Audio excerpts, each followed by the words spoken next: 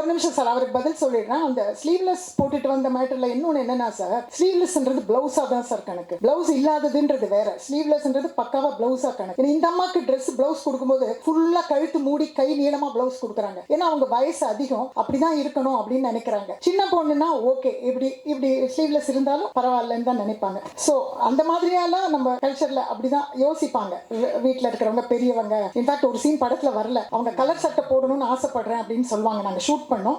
ஏன் நீங்க ஹஸ்பண்ட் இல்லாதவங்க கலர் எதுக்கு அப்படின்னுவாங்க. வெள்ளையே போடுங்க அப்படின்ற டைலாக் வரும் எங்களுக்குள்ள.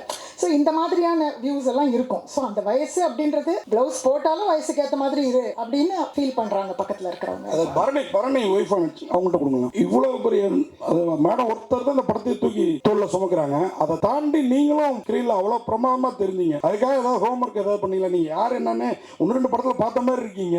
ஆனா தெரியலனாலும் பரவாயில்ல, I'm just a newcomer. Extra நிறைய பண்ணிருக்கீங்க உங்களுக்கு முன்னாடி. அதை பத்தி சொல்லுங்க. Thank you so much. இண்டஸ்ட்ரிக்கு புதுசு தான். ஸோ இன்னும் நாட்கள் இருக்கு தெரியறதுக்கு. ஏன்னா பண்ண வேண்டிய வேலையும் நிறையா இருக்கு.